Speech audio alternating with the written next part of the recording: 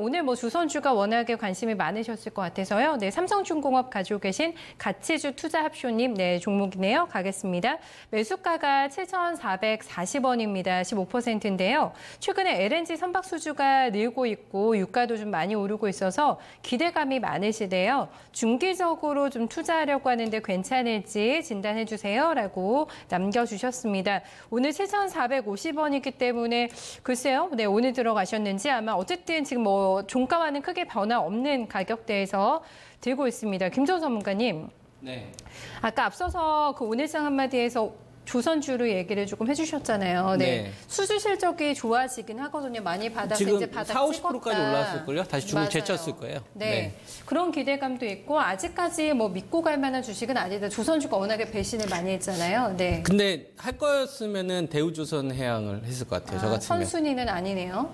삼성 그러니까 대우조선해양 같은 경우에는 네. 대우조선해양은 전 정권, 네. MB 정권 때 이제 정부 차원에서 약간 부조리가 좀 있어서 네. 이제 회계 처리와 관련된 이 대규모 손실 처리가 있었잖아요. 네. 그리고 그때 그 사업을 책임졌던 사람들이 싹 갈아 엎었잖아요. 정권 바뀌면서. 네, 맞아요. 네. 근데 삼성중공업은 뭐냐면 네. 한번 회계 처리를 하는 과정 속에서 흑자 났었던 거를 대규모로 적자로 전환시켰지 않습니까? 그렇죠. 그때 담당했던 사람들이 아직 회사에 남아있단 말이에요. 그러니까 아직 저는 신뢰에 대한 문제는 계속 있을 것 같아요. 그래요? 네, 그래서 만약에 조선주를 한다면은 네. 투자가들한테 제일 중요한 건 뭐냐면은 신뢰감이거든요. 그렇죠. 그러니까 물론 실적 나오는 것도 되게 중요하고요. 업황 회복되는 것도 되게 중요한데 이 오너 리스크라든지 그 산업을 이끌고 있는 주체가 되게 중요한 거예요. 그래서 저는 썩은 다리는 잘라야 된다. 이 관점입니다. 그래서 한번 투자를 하는 데 있어서 물갈이를 했으면 상관이 없는데 물갈이 안 했어요. 물갈이 안 했고 일부 몇몇 사람들만 약간 좀 잘랐는데 꼬리 잘랐는데 그걸로는 안 되고 대우조선해양처럼 아예 그냥 회사 전체를 새로 엎든지 그다음에 현대중공 같은 경우에는 자체적으로 온갖 사업을 다 쪼개버렸잖아요. 그런 식으로 가든지. 그러니까 그 상태에서 저는 출발을 해야 된다라고 보고 있어요. 네. 그래서 삼성중공업을 가지고서 투자하시는 것보다는 저는 만약에 투자를 하실 거라면 네. 삼성중공업보다는 대우조선해양이나 현대중공업 쪽으로 가시는 게 저는 더 낫다고 봅니다.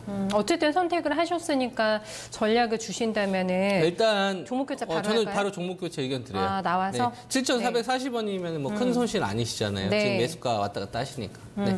근데 오늘 조선주가 급락한 이유는 어떻게 보세요? 뭐 대우조선해양 말씀해 주셨는데 오늘 5% 급락했거든요. 네. 오늘은 뭐 장중에 5% 나왔지만 이게 종가 11%까지 12%까지 장중에 네. 예, 나왔었어요.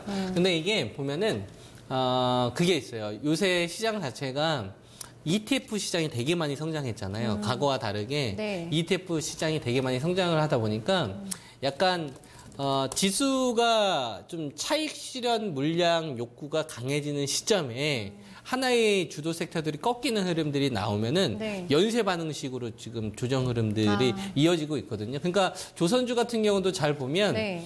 조선주처럼 흐름을 같이 보였었던 주식들이 뭐가 있었냐면 종이 목재, 섬유의복 네. 이런 관련된 주식들하고 그다음에 음식료 가운데서 뭐 빙그레, 뭐 이런 주식들이 있었단 말이에요. 네. 근데 그런 주식들이 순차적으로 다 급락 한번 진행되면서 이 주식들이 마지막까지 버텼던 주식 가운데 얘네들이 차익 물량 나온 거거든요. 그러니까 저는 그거는 ETF에 기인한 자금이라고 저는 추정하고 있습니다. 그냥 얘네들이 가지고 있었던 어떤 뭐 수주와 관련된 이런 문제라기보다는 네네. 그동안 조선주나 몇몇 주식들 이외에는 할 게 없는 거예요.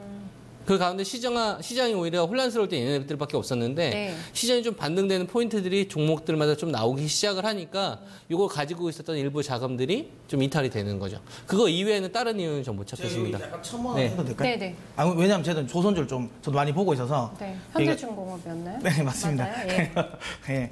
그러니까 이게 제가 종목 노출을 많이 하는 것 같네요. 그래서 데스매치 하셨잖아요. 그런데 예, 맞죠. 맞아요. 예. 그래서 이제 대우조선해양 같은 경우가 그건 있죠. 그러니까 김정주 전문가님 이야기하신 것처럼 악재가 하나 터지면 ETF 물량이 실은 거 한 번에 확 다 던져버리거든요. 그래가지고 지금 오늘 그런 ETF 물량이 확 나오면서 네. 확 떨어졌는데 결국에는 이제 그겁니다. 이제 뭐 그거라 볼 수 있죠. 오늘 국감 수출입 은행장 국감 나와가지고 네. 지금 이제 대우조선해양 내년에는 또 구조조정 이야기 나오면서 이것도 유동성 위기 있을 수 있다. 네, 네. 사실 저는 약간 입방정이라고 보거든요. 이 입방정이 저는 봅니다. 왜냐하면 그러니까 실적 안 좋은 거 사실 조선주 알거든요. 조선주 실적 안 좋은 거 안단 말이에요. 아는데 이제 실적 관련 부분에서 이슈를 자극을 시켰잖아요. 사실 이제 지금 조선주가 가는 건 수주 모멘텀인데 그거 무시하고 좀 세게 좀 이야기를 했던 것 같긴 하고요. 저는 근데 그렇게 해서 근데 이제 아까 김정 전문가 이야기하신 것처럼 그런 이슈가 탁 터져버리니까 뭉칫돈이 그냥 한 번에 빠바박 빠져나오니까 그렇게 급락이 저도 나왔다고 그럼 저가 생각합니다. 매수 찬스라고 그냥 보는 게 저는 그렇게 생각하는데 모르겠어요. 좋네요. 김정수 전문가님 네. 어떻게 생각하는지 모르겠어요. 네. 저는 지금 바로 종목 교체하자는 거죠. 저는 바로 교체는 아니에요? 저는 대우조선해양을 말씀드린 게 아니라 저는 삼성중공업을 삼성중공업 그렇죠. 삼성중공업은 그건 맞아요. 그러니까 조선주 가운데서 삼성중공업은 X라는 얘기죠. 제가 하려면은 그 대우조선해양이나 사셔야 해야 된다라고 했는데 네. 만약에 고민을 하라고 한다면 저는 매수 포인트를 잡을 것 같아요. 대우조선해양을 만약에 지금 언제 포인트를 사야 잡으라고 되나? 한다면 네. 언제 살까 이걸 고민할 것 같아요. 맞아요. 알겠습니다. 종목 교체 나왔습니다. 섹터에 대한 방향은 맞지만 중장기적으로 끌고 가기에 적합한 종목은 조금 더 탑픽을 대우조선해양 쪽으로 봐드렸으니까요. 한번 좀 이동하시는 것도 고려해 보시면 어떨까 싶습니다.